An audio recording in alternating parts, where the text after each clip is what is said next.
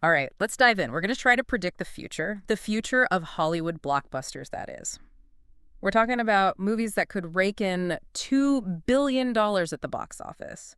We're using a list from the top tens, which, and it's important to remember this, is a fan-generated list. So, expect some passionate opinions, some maybe controversial picks. But hey, that's what makes this fun, right? We've got some heavy hitters on this list: Avengers, Star Wars, Shrek, but also some, well, let's just say, interesting choices that I'm really curious to get your take on. And thankfully, we've got just the person to help us break it all down. $2 billion. That's crazy. I mean, we're talking about a tiny, tiny club of movies that have hit that mark. It really makes you think, what does it take to get there? Right. Like, is there a secret formula? What are the ingredients that make a movie a global phenomenon? Well, there's no magic bullet, but there are some key ingredients for sure. And I think the most obvious one is franchise power. Okay, so we're talking sequels, prequels, those familiar faces and stories. And this list from the top tens is jam-packed with them, like Avatar 2, for example. The first one was king of the box office for what, like 10 years? Think lightning can strike twice? It's definitely possible. I mean, you've got James Cameron at the helm. He's all about pushing the boundaries of visual storytelling using the latest technology. Avatar 2 is practically guaranteed to be a visual feast, and that alone could be a huge draw for audiences. Makes sense, got to see that on the big screen. And how about Mufasa, The Lion King? The Lion King is already a box office behemoth, right? Could this prequel be what pushes it past that $2 billion mark? It's definitely got the potential. Disney's really good at tapping into that nostalgia, reimagining those classic stories in new ways. Plus, everybody loves those characters, right? So, yeah, Mufasa has got what it takes to be a major, major hit. But there's one thing to consider. Mufasa also supposed to come out on Disney Plus time. And, that could have an impact on how well it does in theaters. Yeah, that's the big question with so many movies these days, right? Yeah. Streaming. It's like every big movie ends up on a streaming service eventually. Do you think that hurts a movie's chances of hitting 2 billion? It's definitely a factor. Yeah. That window between when a movie comes out in theaters and when it's available to stream is getting smaller and smaller, Yeah. which means studios have less time to make that big box office money. All right, so sequels and prequels, they've got that built-in audience. But what about those movies that aren't part of these massive franchises? What are their chances? Because there are some really interesting, less obvious choices on the top tens list, like The Mandalorian and Grogu, for example. Now, there isn't even a movie officially in the works yet, but just imagine the popularity of that show. Could that translate to big screen success? It's not impossible. Not at all. I mean, Yeah. The Mandalorian, it's captured the hearts of everybody, right? Star Wars fans, casual viewers, even my grandma loves Baby Yoda. Sure. So if they brought that duo to the big screen, gave it that cinematic scope, that big budget, it could definitely be a hit. But they'd have to do it right. The story would have to feel epic, something that goes beyond what we've already seen in the series. Okay, so bigger, bolder, something truly cinematic. Now, along those lines, what about Puss in Boots, The Last Wish? Do you think it could outperform expectations, maybe even reach, like, Shrek levels of success? It's definitely got a shot. Animated movies, especially ones with a lot of heart, they appeal to such a wide audience. Families, of course, but also adults who just love a good animated film. Huh. So if Puss in Boots can deliver a story that's both funny and moving, I think it could really surprise people. So we're seeing a pattern here, familiar characters, big franchises, but what about those movies that don't have that pre-existing fan base? What are their chances of hitting 2 billion? It's definitely a tougher climb, that's for sure. They've got to build that hype from scratch, get people talking, capture that zeitgeist, you know. But it's not impossible. I mean, look at Black Panther. It broke new ground in terms of representation and storytelling, and it became a global sensation. Totally. Black Panther wasn't just a superhero movie, it was a cultural phenomenon. Mm. And it got all those awards, too, even a nomination for Best Picture at the Oscars. Pretty rare for a superhero movie, right? Exactly. And that brings us to another key factor, cultural impact. A movie that gets people talking, that challenges norms, reflects what's happening in the world. It can create a level of engagement that goes way beyond just marketing and hype. So it's not just about big explosions and special effects, it's about connecting with audiences on a deeper level. Exactly. Now, let's go back to those familiar faces for a second. There's another big name on this top 10's list, Avengers 5.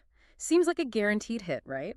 But can it even come close to the success of Endgame? That's the big question, isn't it? I mean, Endgame was the culmination of, a decade of storytelling. To recreate that level of excitement, that cultural impact, it's going to be a massive challenge. All right, so Avengers. A tough act to follow. But what about Star Wars? Star Wars, The Rise of Skywalker? It's Star Wars. It's bound to be huge.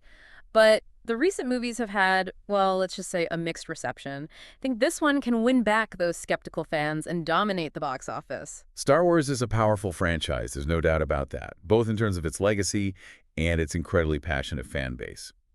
So The Rise of Skywalker has a lot of potential.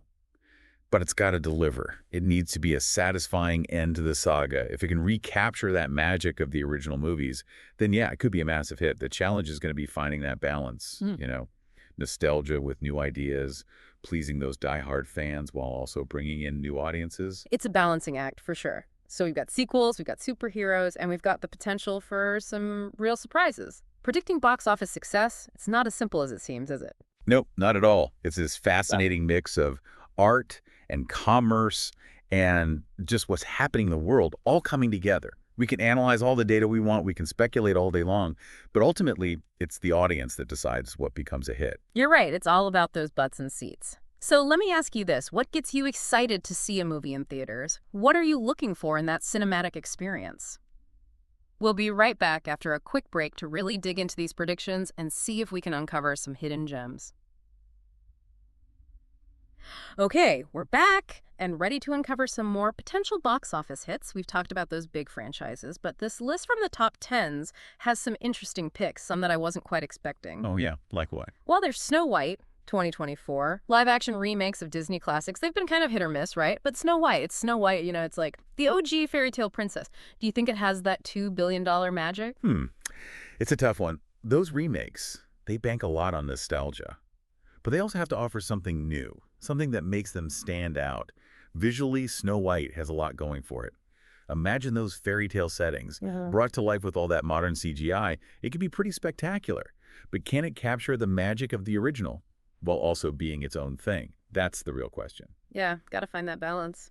Speaking of iconic characters, we've got Godzilla vs. Kong on this list, too. The website specifically called out the iconic status of these characters. Do you think that alone is enough to draw in the crowds? Godzilla and Kong, those are cinematic legends, right? They've been around for generations, and there's just something so thrilling about seeing these giant monsters duke it out on the big screen. And Godzilla vs. Kong proved that people still love a good monster movie. But to reach $2 billion, they'd have to really up the ante, the visuals, the action, everything. Yeah, it'd have to be a spectacle unlike anything we've ever seen before. But it's not just about the visuals, right? Even with giant monsters, you need a story, something to keep people invested. Oh, absolutely. A good story, relatable characters, even a little bit of humor.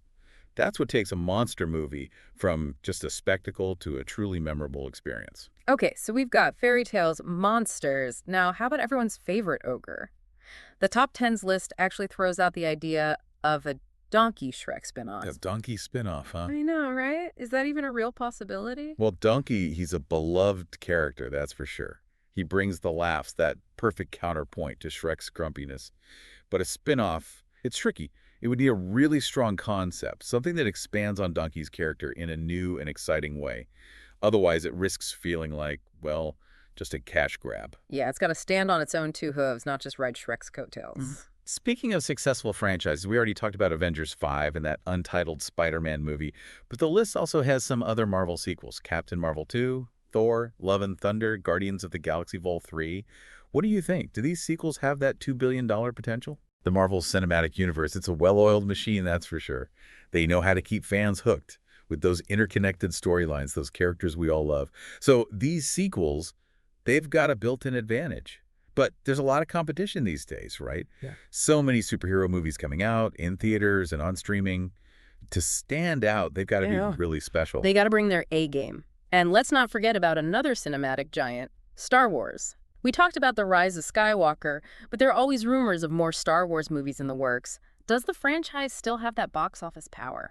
Star Wars, it's more than just a franchise. It's a cultural phenomenon.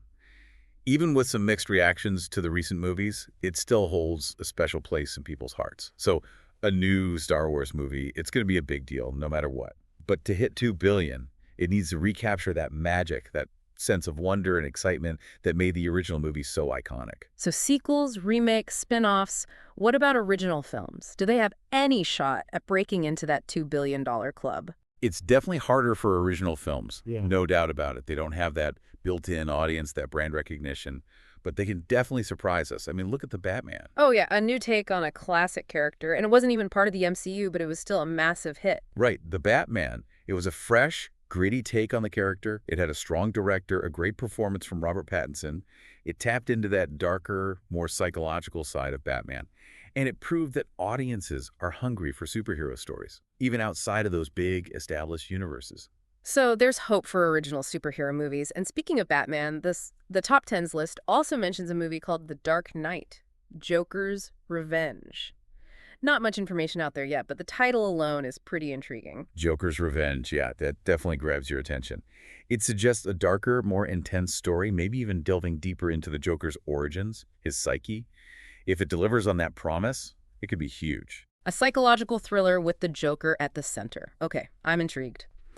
Let's shift gears for a second and talk about animation. We've already covered Mufasa, Puss in Boots, and that potential Donkey spinoff, but this list is full of other animated franchises. Despicable Me 4, Minions 3, Toy Story 5, Finding Marlin, Cars 4, it goes on and on.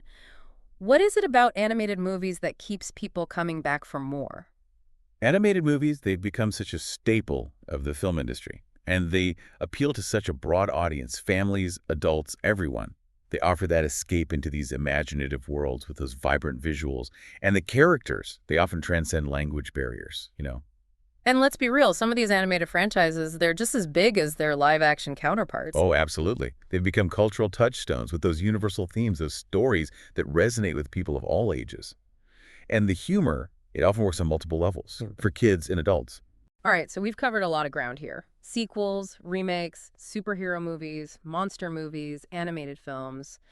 And we've explored what might help or hurt a movie's chances of reaching that $2 billion mark. But there's one film on this list that seems to have really captured people's imaginations. A film that embodies that power of nostalgia, that love for a certain green ogre. Are you talking about Shrek 5? I am indeed. Shrek 5, the anticipation for this movie has been building for years. The Top Ten's website even called it a huge meme, which is kind of true. The characters, the humor, the quotable lines, it's all had such a lasting impact. Shrek, it was brilliant. It turned those classic fairy tale tropes on their head, made them fresh and funny, and it worked for both kids and adults with that humor that worked on so many levels. And those early 2000s movies, they hold a special place in a lot of people's hearts, right? Definitely. But can Shrek 5 live up to all that hype? Can it reclaim that box office glory? So can Shrek 5 actually do it? Can it reclaim that box office crown? And maybe even, hit that $2 billion mark? Shrek, it was more than just movies, it was like a whole cultural thing. Yeah, the Top Ten's website called it a huge meme. And it's true. People still quote those movies all the time. It was funny, but it also had heart, you Yeah. know. It was making fun of those fairy tales, but also saying something about being yourself. Yeah, it worked on so many levels. But it's been a while, right? Shrek 5 has been in development forever. The website even mentioned that it was announced back in 2016. They were going to release it in 2020, but then it got pushed back. I mean, that might actually be a good thing. It's like the anticipation has been building and building. If they can capture that magic again, Shrek 5 could be huge. But is there a risk that it just won't live up to the hype? It's been so long. What if it feels dated or just doesn't have that same spark? Yeah, that's always a risk with sequels, especially ones that come out years later. Mhm. But Shrek has a lot going for it. The nostalgia factor is huge. People love those movies. Plus, think about how much animation technology has advanced since the last Shrek movie. Oh yeah, imagine those fairy tale worlds with all the latest CGI. It could be visually incredible. So we've got the visuals, but what about the story? What would make Shrek 5 a must-see movie for you? For me, it's got to be the story and the characters.